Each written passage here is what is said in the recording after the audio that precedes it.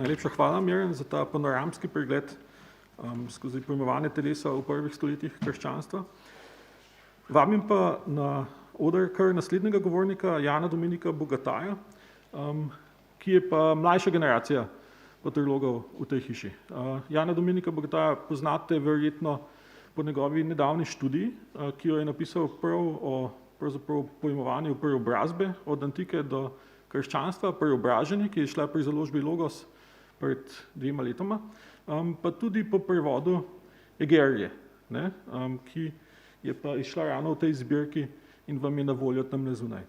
Govoril bo na temo Caro salutis est cardo, Tertulian in razmerje med odrešenjem, zdravjem in telesom.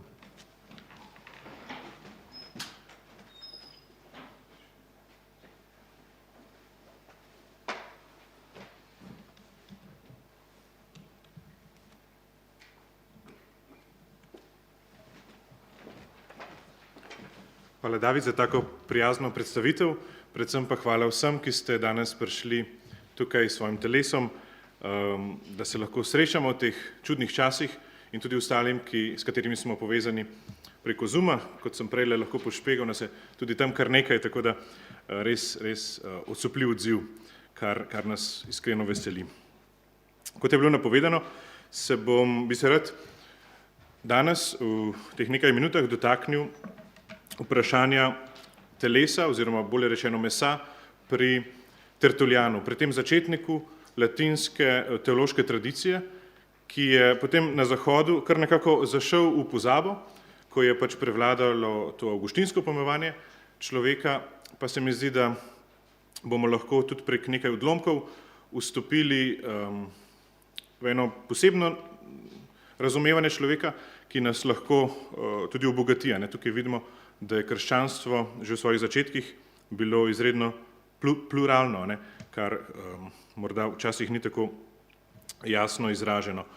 Svojo predstavitev sem razdelil na tri dele. V začetku bi rad skiciral nekaj kažipotov patristične antropologije v splošnem, potem v drugem, v srednjem delu se bomo posvetili tem odlomkom iz Tertulianovega dela De resurrectione carnis, o vstajenju mesa, ki ste jih dobili tudi na papirju, tako da bomo praktično skupaj brali. Moj namen ni tukaj na veliko predavati ali pa analizirati, predvsem sem si zamislil, da bi res skušali vstopiti res preko besedila v Tertulianovo misel. V tretjem delu pa si bom zastavil tudi nekaj morda malce bolj provokativnih vprašanj v zvezi med odrešenjem in zdravjem, telesom, zdravjem, medicino in podobno. Torej prvi del kažipoti patristične antropologije. Znotraj antične krščanske misli o človeku, kot smo že slišali, lahko v grobem opazujemo 2 smeri razvoja na podlagi svetopisemske antropologije. Eden je v skladu z prvim poglavjem Geneze, kjer je omenjeno, da je človek ustvarjen po podobi in podobnosti, in pa drugim poglavjem Geneze, kjer je opisana ta plazis, se pravi ustvarjanje tega konkretnega, realnega človeka iz zemlje, ko Bog vdihne to življenjsko moč v prah, v zemljo. Drugi pa je povezan s Pavlovo antropologijo, zasidrano v kristologiji. Na podlagi preproste trditve apostolskih očetov, da je človek iz prve Mojzesove knjige 2. poglavja, se pravi, tak je oblikovan iz zemlje, enak človeku iz 1. poglavja, tak je podoba in podobnost, narejenemu po Božji podobi in podobnosti, je potem sledil dvojni razvoj. Če je bila na splošno sprejeta grška dihotomična shema o človeku, sestavljenem iz telesa in duše, pa ta zaradi skupne vere kristjanov prvič v utelešenje besede in drugič v ustajenje teles, ni imela oblike jasnega dualističnega ločevanja.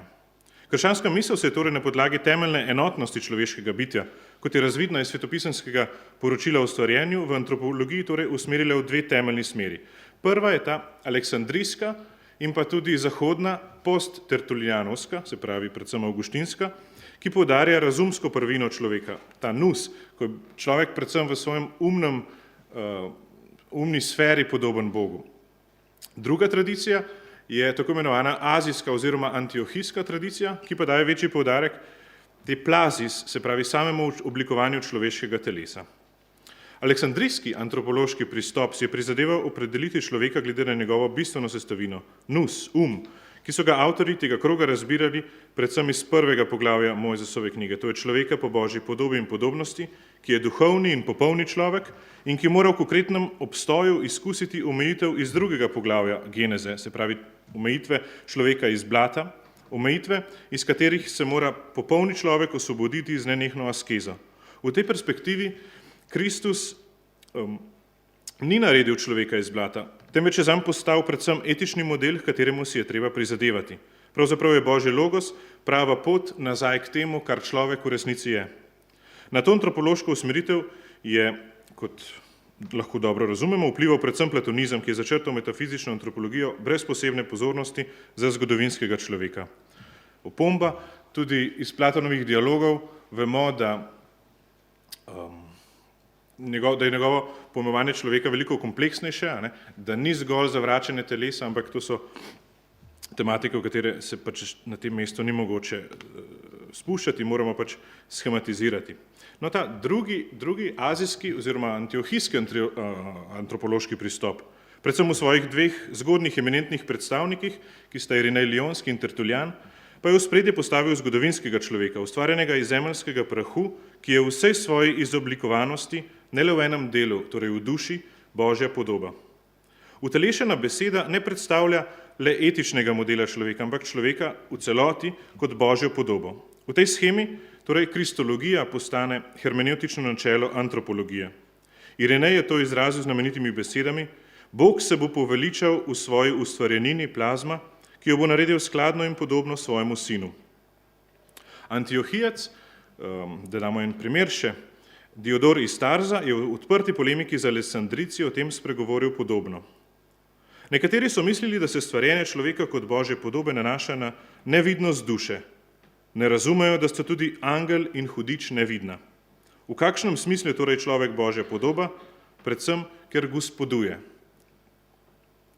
Biti ustvarjen po Božji podobi, torej v tem antiohijsko-azijskem izročilu, ni se upadalo predvsem ali zgolj s človekovimi intelektualnimi sposobnostmi. Človek je v vsej svoji somatičnosti, telesnosti, podoba Boga, kar pomeni, da je povezan s počelom, ki ga presega.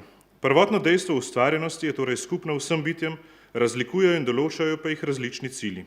Povedano drugače, antiohijsko-azijska tradicija bere prvo poglavje Mojzesove knjige, se pravi podobnost in podoba, pod vplivom vere v utelešenje besede znotraj konteksta drugega poglavja Geneze, se pravi tega zemeljskega človeka. Božja podoba v človeku se torej nanaša na celotnega človeka in s tem tudi na njegovo telo. V zvezi s tem je Irinej uvedel razlikovanje, ki sicer ni izvirno biblično, je pa po svoje zanimivo. Podobo eikon je razumel kot naravno sestavino človeka, podobnost homoiozis pa kot njegovo življenje v duhu. Kristus tako z antropološkega vidika predstavlja konkretnega človeka, podobnost, s čimer postane pot, kako človek postane podobnost Boga. Za Irineja je utelešena beseda subjekt Božje podobe v skladu s podobnostjo, prvem poglavjem Geneze, s čimer vzpostavi bistveno povezavo med kristologijo in antropologijo, ter razširi pojem imago Dei, se pravi podoba Boga, tudi na človekovo telesnost in umnost. Tako imenovana somatoantropologija, se pravi telesna antropologija, ki je nastala kot reakcija zoper gnostike in platonike, ki so telesnemu odrekali možnost odrešenja, daje človeški podobi značilnosti utelešene besede. In to Tertuljan lepo izrazi, citiram: v kakršnikoli že obliki je bil oblikovan tisti prah, je bil v njem že mišljen Kristus, ki bo postal človek. In tako pridemo do Tertuljana in do njegove tako imenovane karnalne antropologije, pri čemer srečamo res pozitivno ovrednotenje telesa oziroma mesa. Tertuljanova antropologija je bila tudi v zadnjem času predmet pogostih preučevanj, pri čemer pa si razlagalci spričo velike kompleksnosti niso vedno enotni glede ocene o konsistentnosti njegove antropološke terminologije. Tukaj lahko ponazorim to z enim primerom. Pogosto srečamo pojma karo, meso in korpus, telo, kot sopomenki. Gre torej za označevanje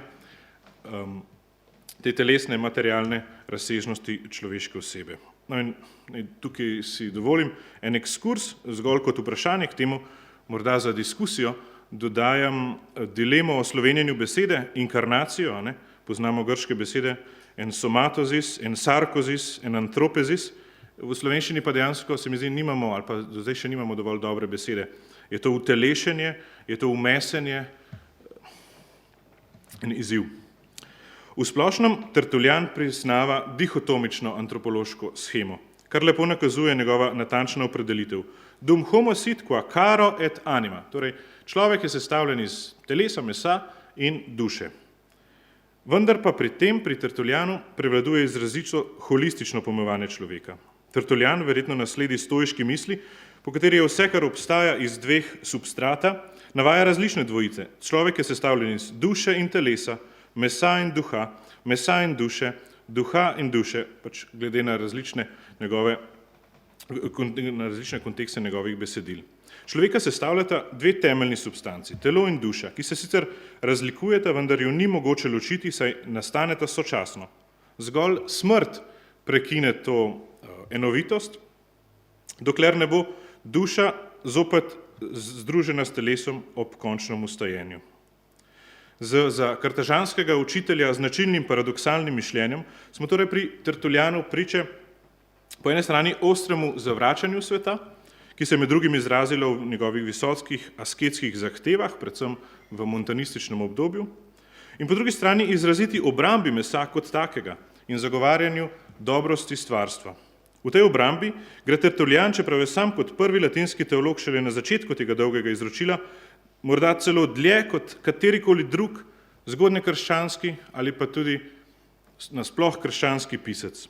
Posebej v njegovem spisu De resurrectione carnis o ustajenju mesa smo v začetnih poglavjih priča eni najizrazitejših laudacij mesa v vsej krščanski tradiciji.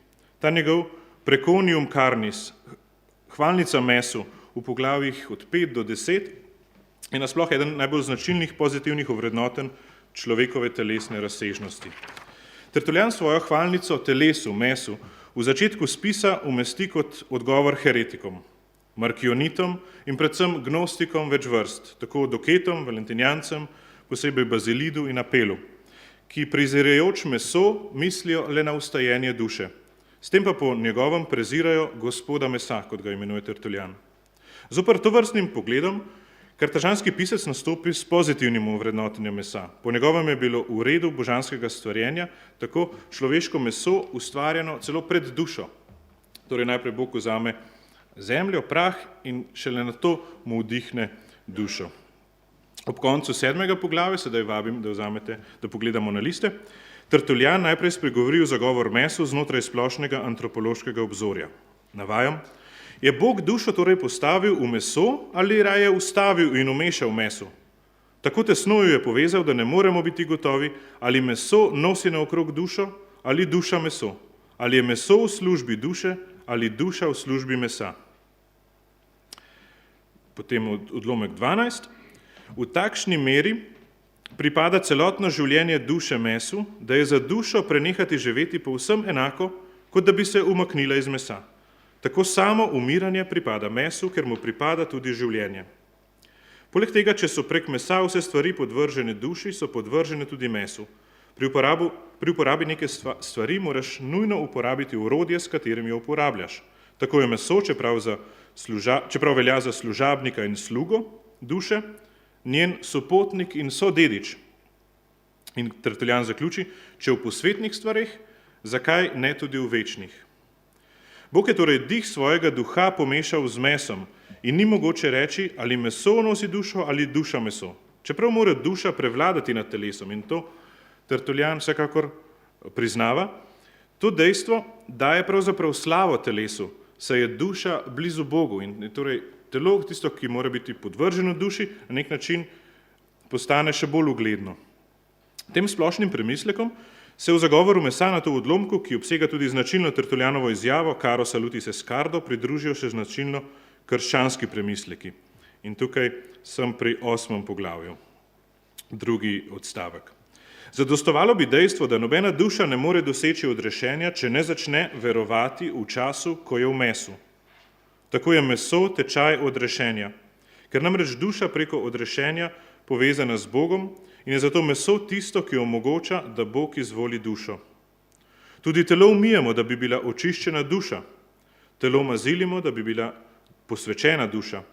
Telo zaznamujemo s križem, da bi bila zaščitena tudi duša.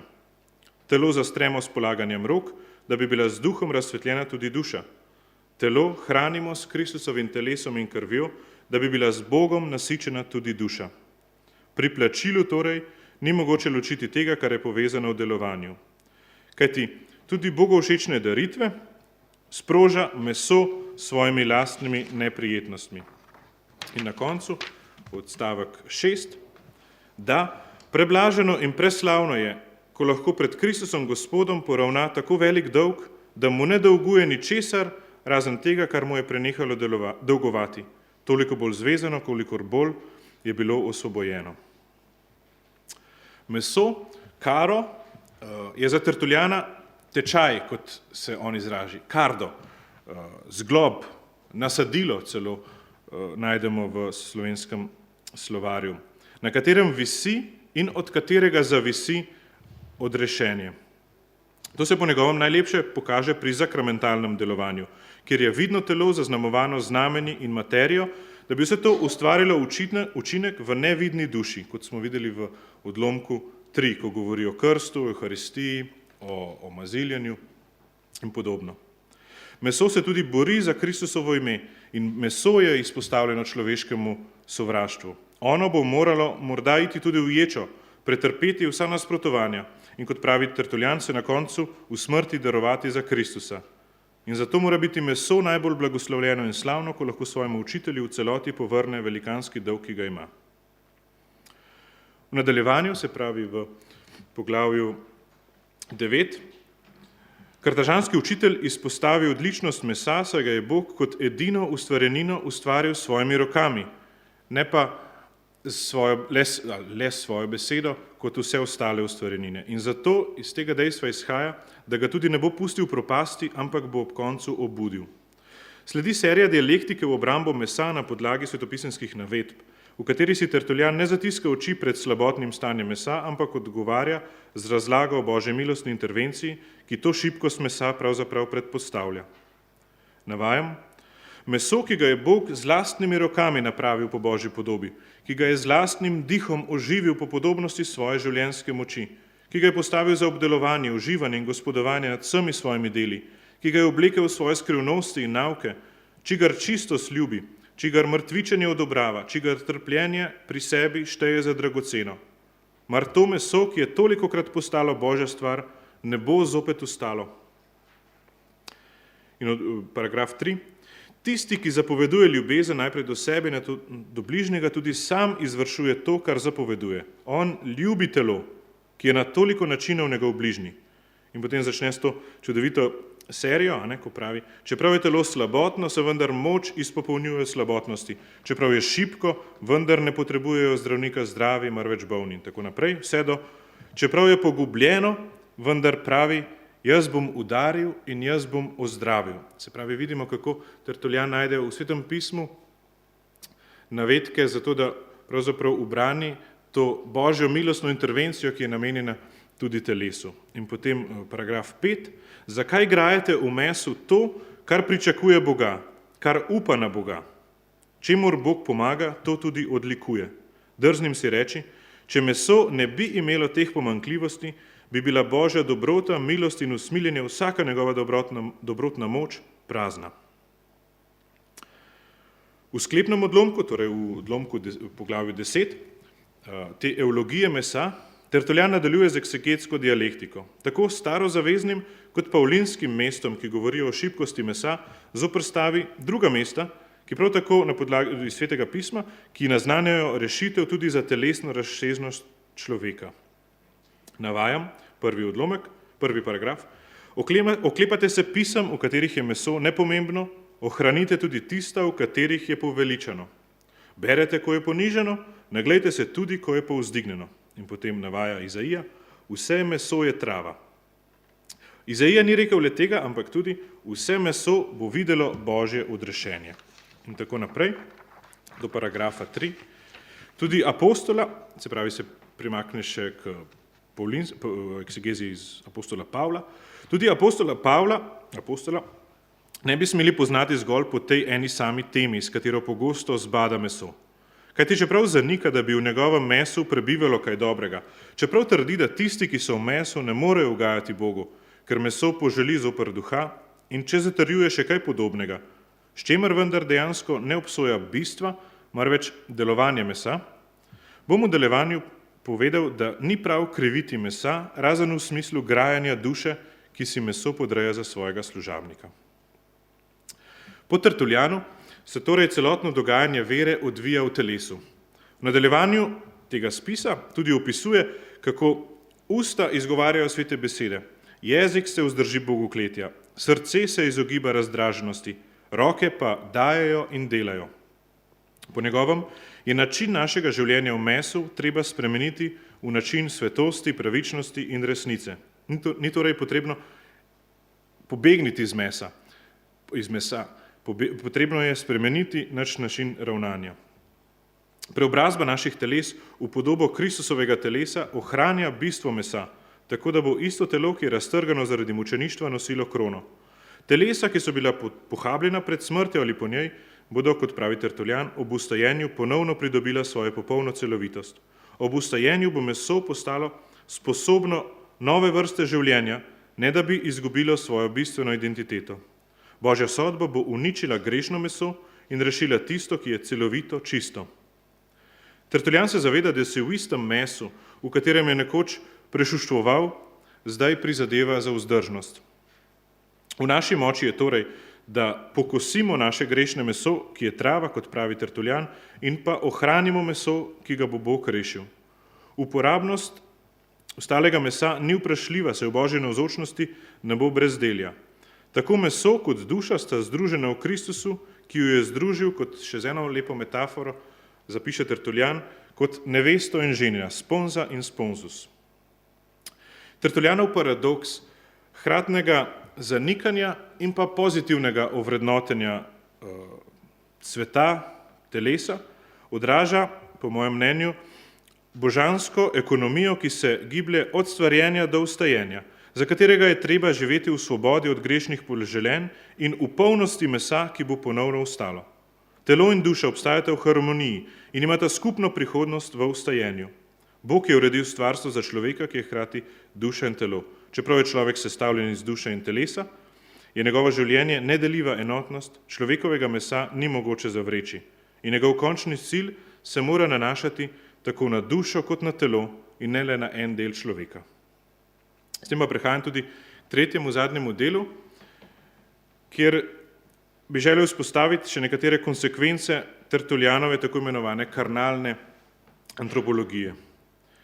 Skicirana pozitivna karnalna antropologija, kot je značilno izražena pri Tertuljanu, neizogibno, že preko samega polivalentnega pojma salus, odpira več vprašanj, ki zadevajo tudi vrednotenje medicine, ki se ukvarja s telesom kot take, ter odnos med odrešenjem in zdravjem.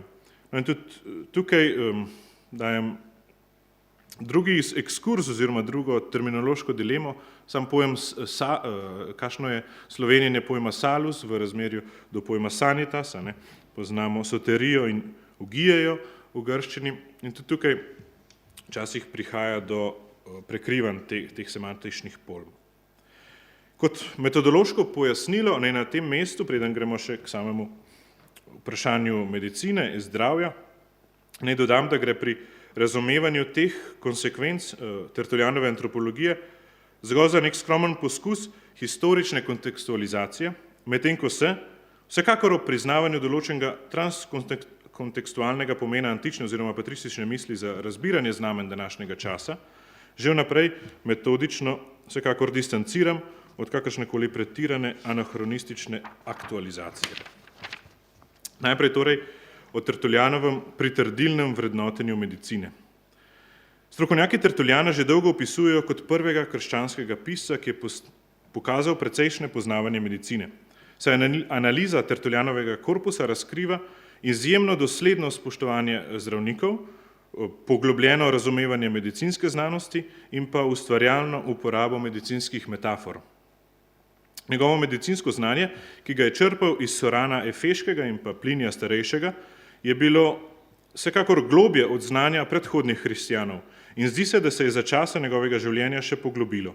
Večina zgodnje krščanskih piscev je nasplošno sprejemala medicino, vsaj dokler je bila podrejena Bogu, vendar ni poznala podrobne medicinske znanosti.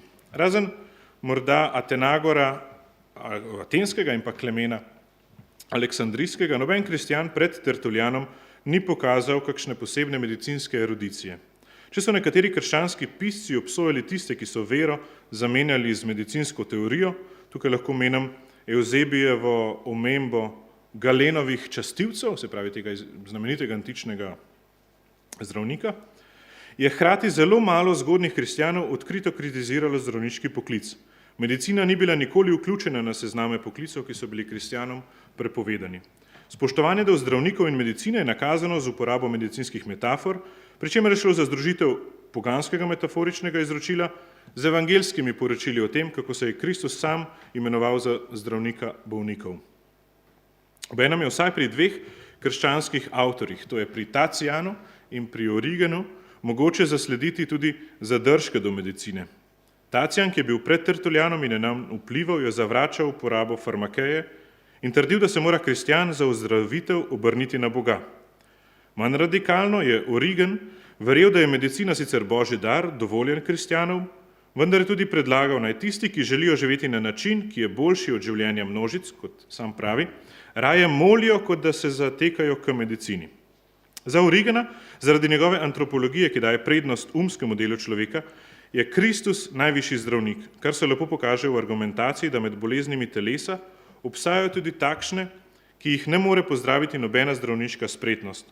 Toda po drugi strani v umu ni tako močnega zla, da ga ne bi mogla premagati vrhovna beseda in Bog. Navajam Origena iz spisa Contra Celsum, kajti močnejša od vsega zla v duši je beseda in zdravilna moč, ki prebiva v njej, in to zdravljenje po božji volji uporablja za vsakega človeka. Tertuljan, za razliko od Origena, nikoli ni trdil, da bi se morali boljši kristjani odpovedati medicini, niti v svojih poznejših bolj elitističnih oziroma montanističnih delih. Eden od razlogov za to spoštovanje medicine, kot sem že navedel, po mojem leži v njegovi antropologiji.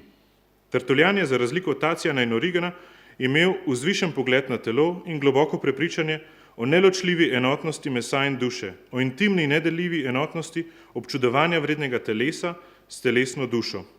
Oborožen s to antropologijo je Tertuljan pokazal spoštovanje in znanje o medicini, ki sta presegala mnoge njegove nekrščanske in pa krščanske predhodnike. Tertuljan vidi telo, karo in tudi korpus kot veliko dobrino in ne kot neoplatonsko ali gnostično ječo. Bolj kot katerikoli drug zgodnji krščanski pisatelj zagovarja karo. Ne le zato, ker je to imago Dei, podoba Boga, in templum Dei, svetišče Boga, ampak ker je Bog sam rasel v telesu, zdravil telesne bolezni, umrl v telesu, vstal v telesu in ga bo zopet obudil. Adam je bil imenovan homo, ko je bil še zgolj karo, kot sem že prej nakazal. In tudi v Tertuljanovi logiki Pavlova sintagma dejanja mesa pravzaprav pomeni nerazumne izbire duše, ne pa nekaj, kar bi bilo s telesom inherentno narobe. V Tertuljanovi perspektivi bi bilo tako nerazumno zaničevati ali poškodovati, morda tudi ne dovolj skrbeti za telo.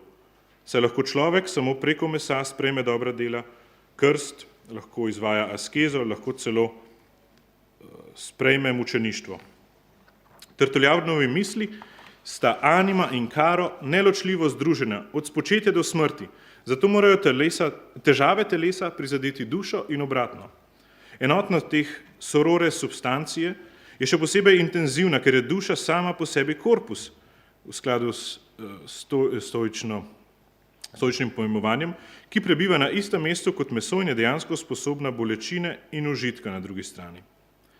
Po Tertuljanovo tako lahko spodobna prehrana recimo nahrani animo, medtem ko je pretirano uživanje hrane, pijače ali spolnosti, to animo dušo oslabi.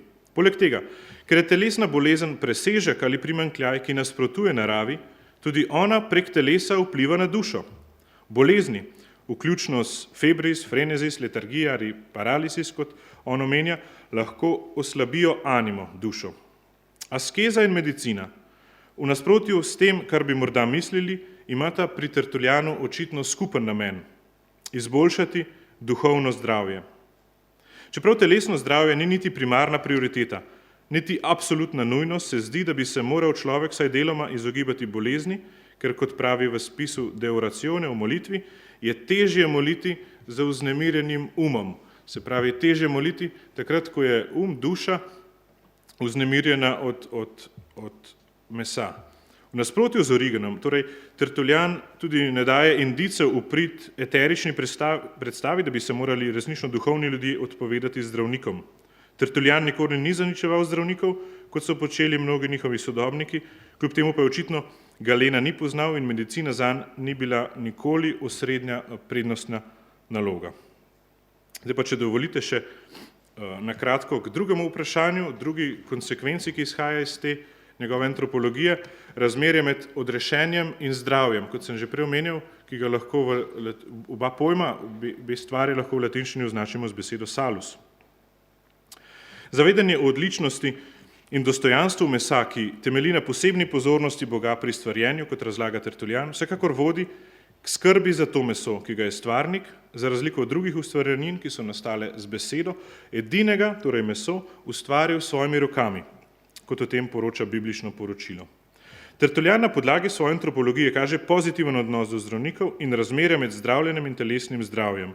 Medicinskih metafor ne uporablja zgolj kot način razlage Svetega pisma, zgolj kot izraz osebnega mnenja o zdravju oziroma zdravju človeške duše ali zgolj kot o terapevtskem razmerju med telesom in dušo, kot enoznačne ustreznice v smislu krivoverci in vročica, krst in ozdravljanje, potrpežljivost in zdravje.